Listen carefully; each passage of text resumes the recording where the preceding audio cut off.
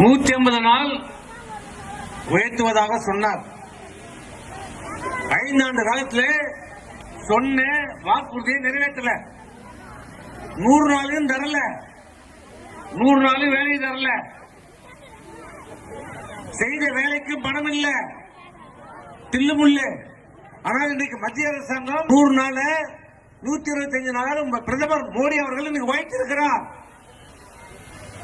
அதை மூடி மறைத்து எங்கே தன் மீது தவறு வந்து விடுமோ, தன்னுடைய தவறு மக்களுக்கு தெரிந்து விடுமோ என்று சொல்லி 100 நாள் வேலைவாய்ப்பு நிறுத்த போறாங்க, 100 நாள் வேலைவாய்ப்பு நிறுத்த போறாங்கன்னு பொய்யான ஒரு பிரச்சாரத்தை எங்கே நிறுத்தினாங்க? எங்க சட்டம் காட்டு? எந்த அரசாங்கம் இருக்குது? நிறுத்திட்டாங்க. எங்க இருக்குது? மத்திய அரசாங்கம் போட்டுதா? 100 நாள 125 நாளா உயர்த்தி கொடுத்திருக்கிறாங்க. தேசிய ஜனநாயக கூட்டணி தலைமையிலான பிரதமர் மோடி அவர்கள் 125 நாளா உயர்த்தி கொடுத்திருக்கிறார். அது மட்டும் இல்ல, அந்த சட்டத்தில் என்ன போட்டிருக்கா தெரியுமா?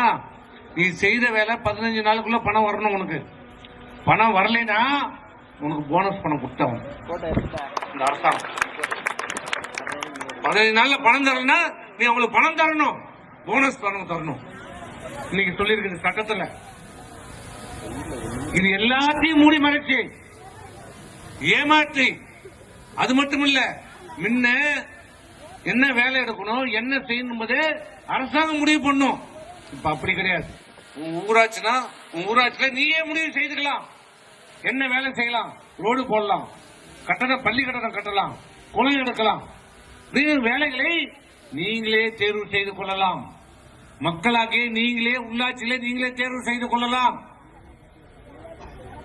இப்படி சட்டத்தை எளிமையாக்கி அந்த வேலைவாய்ப்பு இல்லாத ஏழ்மையில் இருக்கிற அந்த தாய்மார்களுக்கு சிறப்பான ஒரு சட்டத்தை கொண்டு வந்திருக்கிறது மோடி தலைமையிலான அரசு.